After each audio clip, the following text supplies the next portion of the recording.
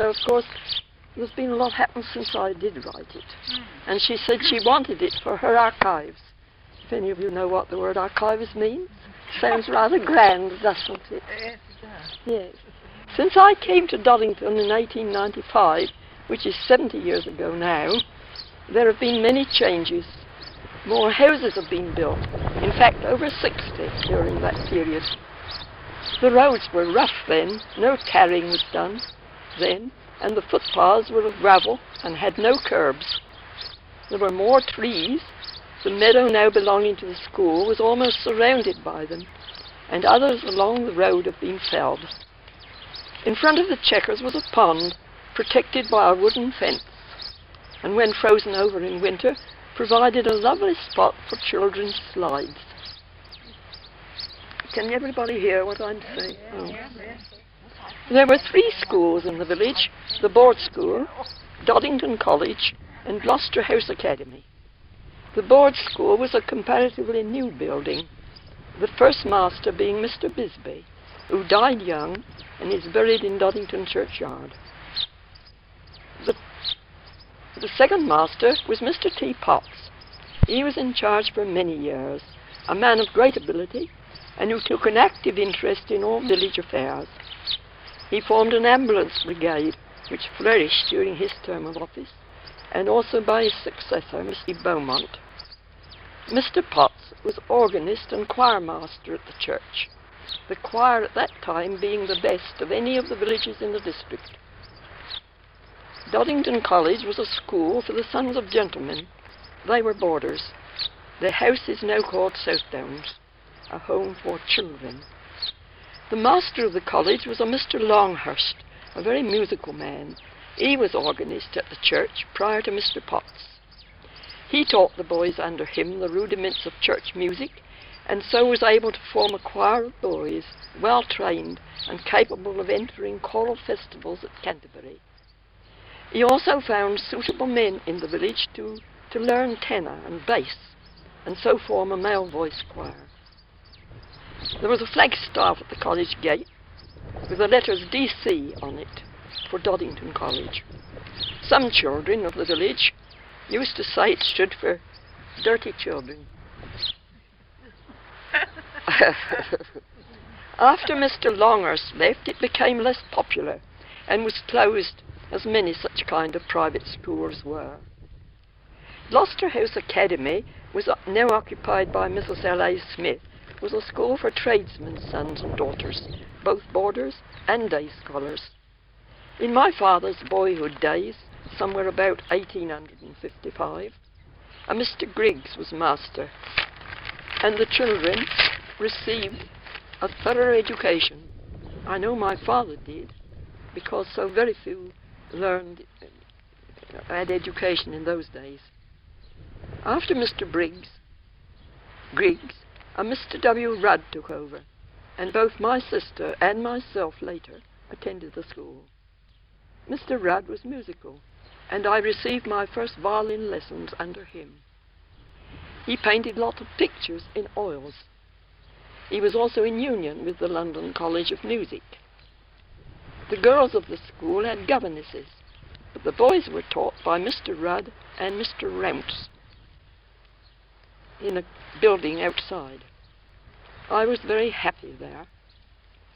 Before the introduction of council schools, parents of the board school pupils paid weekly fees of 3d each child, and this was later reduced to a penny.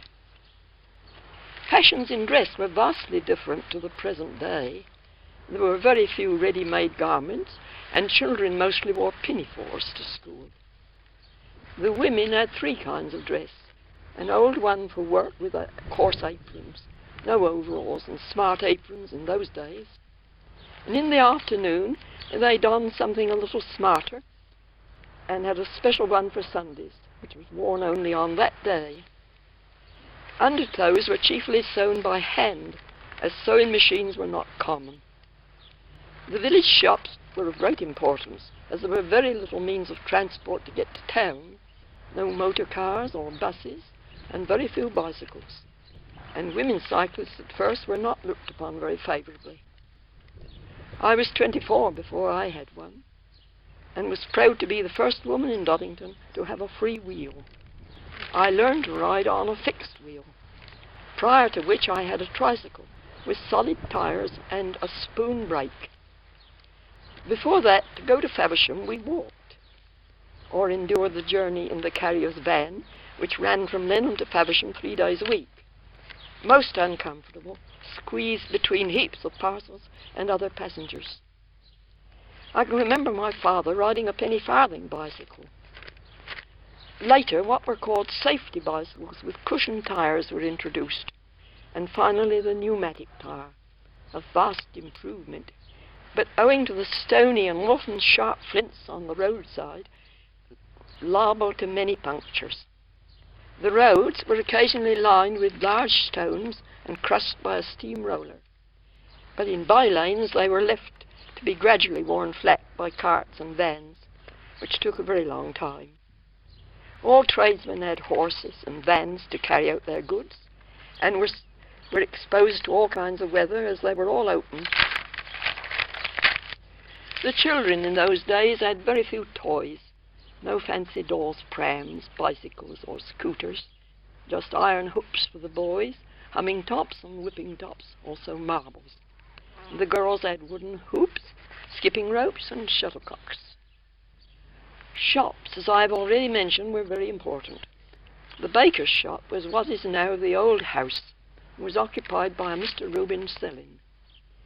The shop part is now, and I've got down Mrs. Sargent, but it's Mrs. Vesey, and she has turned it into a sitting room, haven't you, which used to be a larder. In the kitchen was the well, and of course still is there, but properly covered over. Mr. Sellin was rather an eccentric character. He used to start out with his bread for distant customers very late in the afternoon, driving a pony and cart. He used to allow the pony to go as it pleased, often wandering to and fro across the road. Some of his customers who went to bed early he did not see, but placed their loaves in outhouses or lavatories. Some people were not above taking what they needed when he was inside somewhere, which meant, of course, a pub, I suppose. He had a fine falsetto voice and was often persuaded to sing at smoking concerts, his usual choice being a fine old English gentleman. The forge was a busy place, carried on by members of the Benstead family, as everything in farming and business was carried on by horses. Much shoeing took place. The most important grocery shop was the corner stores, now occupied by Mrs. Mowat, and several others since then. People named Fisher lived there in the old days, and the room with the large window was the drapery department, where one could buy dress lengths and all kinds of material by the yard. The room above was used by Mrs. Fisher for dressmaking. The large building facing the Chequers was a furniture store, earthenware of all kinds and household utensils. People used to come from miles around on Saturday nights to do their shopping there. The Fishers had a large family. The girls had flower names, Daisy, Lily, Violet and May, and the boys more aristocratic names, Archibald, Gilmore, Francis and Vernon. After the Fishers, the business declined and the post office became more important.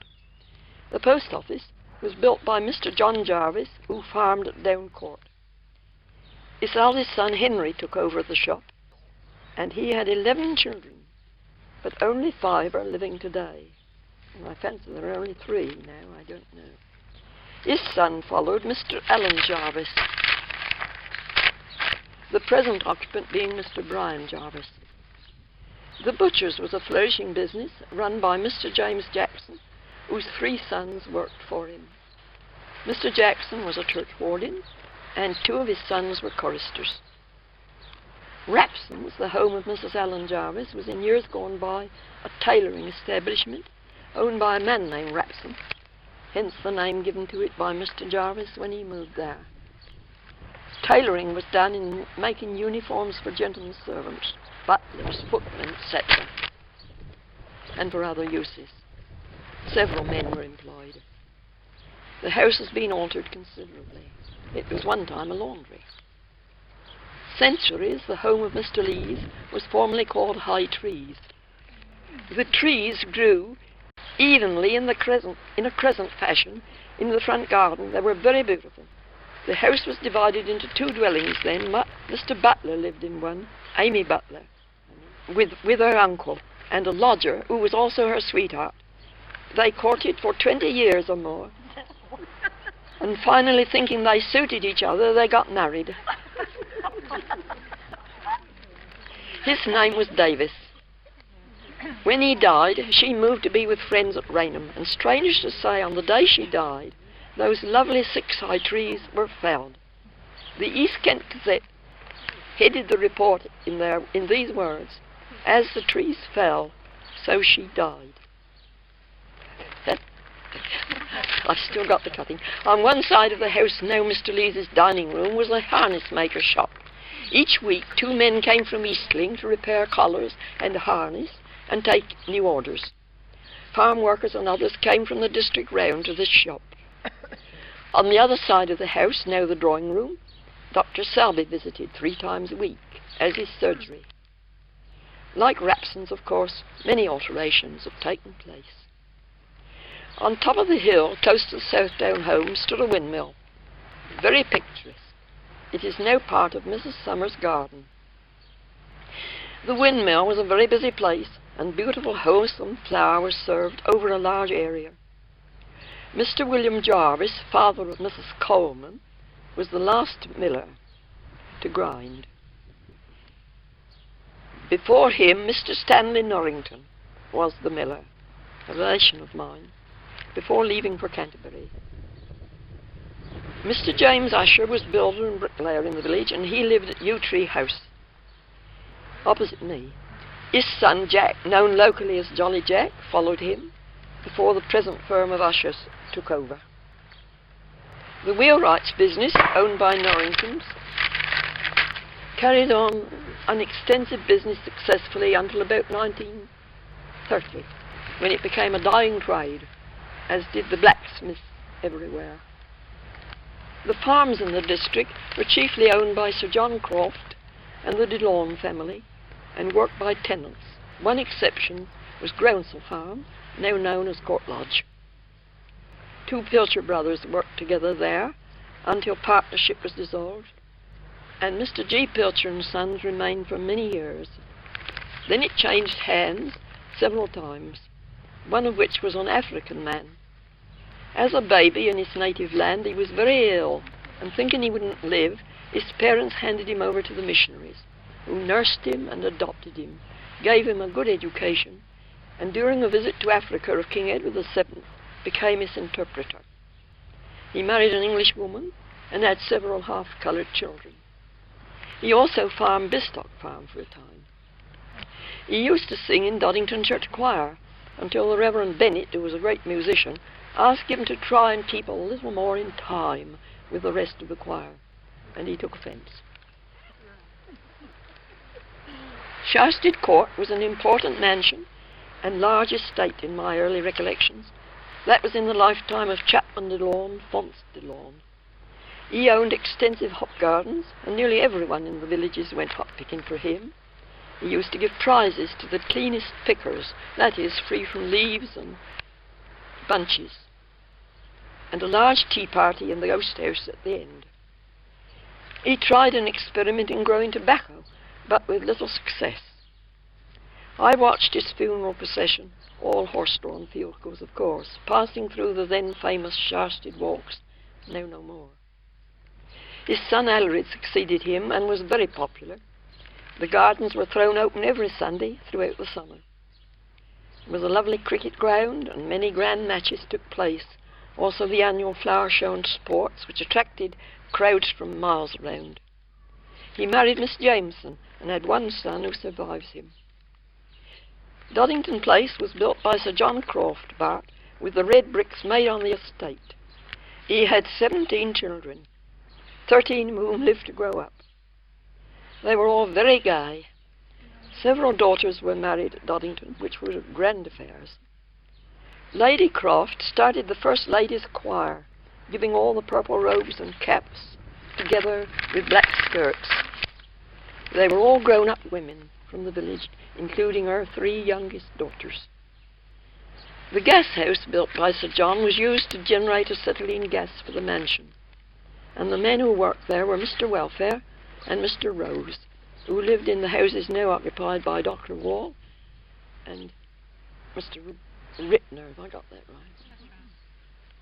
It was Mr. Bax at that time, both of which have been converted from cottages. When we first came to Doddington, Mr. Sage was landlord at the Chequers, and one of his daughters was a teacher in the Sunday school, and later Mr. G. Sargent took over the public house. They were the first to own a motor car in Doddington, and the first to have a wireless set in the village. There were no water mains at that time. All water was drawn from wells, and when water from mains was available, very few had it laid on at first. For one thing, it was too dear, and most people consider the well water better. They don't think so now. The gas company acted more wisely. They canvassed every house, asking if they would like to use the gas, and if they agreed, installed a cooker and lights, free of charge. Not many refused. A few years later, the electric company came along, erecting pylons and poles. They were also quite generous and fixed the cable to the meters of those who had wired their houses, free of charge. I was the first one in Doddington to have a house wired. What should we do without these amenities now? Referring back to Doddington College, after it was closed, it became empty. It was somewhat of a white elephant and stood vacant a very long time, until Sister Mary Broad, a Wesleyan deaconess, bought it and started a home for girls. She and her friend Sister Julia Langdon did much good work in the parish and were responsible for raising the money to build the chapel, now the village hall.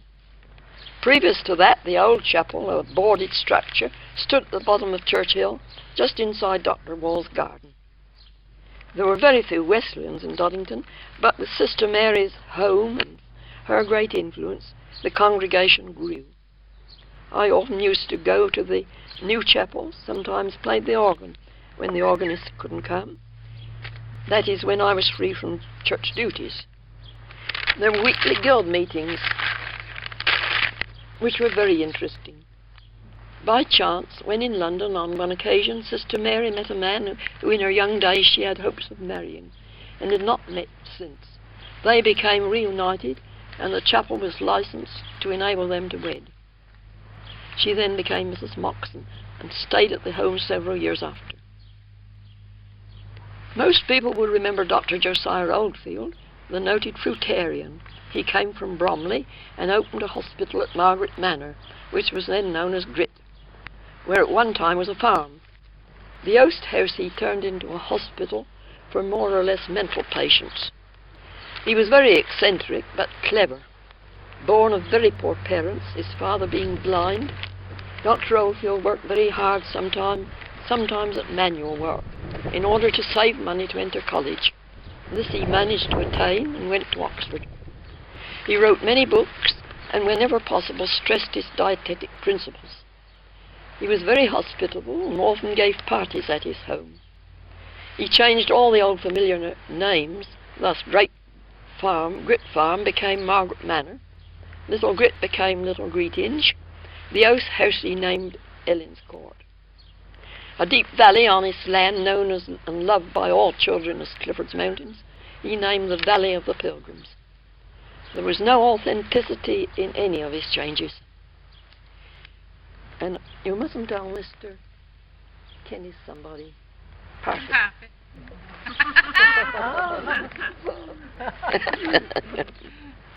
An old cow lodge which he marvellously converted into a dwelling for himself, he designated the monk's hut. The quaint little church which he had built had strange seating arrangements, carvings by an old Polish patient, a stained glass window depicting St. Margaret by a patient skilled in that craft. Mosaic pavings were comprised of fragments of pottery picked up round the place and laid down artistically. The little choir of girls wore white caps with MM on the front, and at every service recited the words from Psalm 133. describing the oil that ran down Aaron's beard to the skirts of his clothing, while the doctor in his academic robes began the service with Genesis chapter 1, describing God's gifts of seeds and herbs for man's use.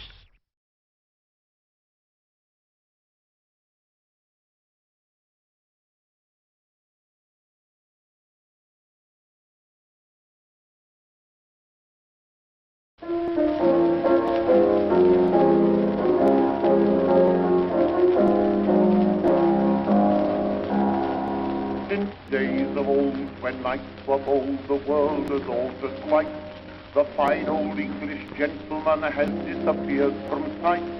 He must be very thankful that he calmly passed away, instead of being forced to live upon this earth today. Oh, this fine old English gentleman who lived in the olden time.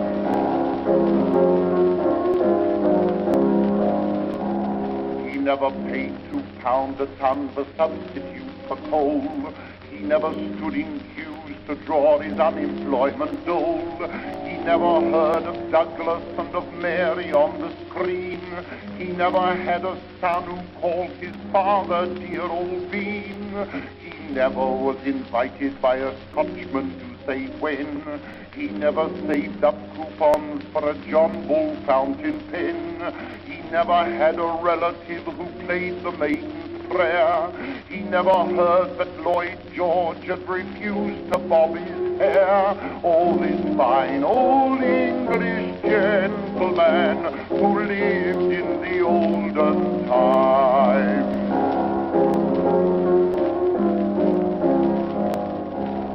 He never saw his daughter in a frock fight up to date, that seemed to finish much too soon and start a trifle late. He never knew that Antipon would always keep him thin. He never heard of Zambuck and he never rubbed it in. He never knew that penny stamps would cost a halfpenny more. He never lived in Tennessee with roses round the door. He never read a story written by Miss Ethel Dell, nor out in Armentiers was he acquainted with Mamselle. Oh, this fine old English gentleman who lived in the olden time. He never heard of auction or at billiards made a break.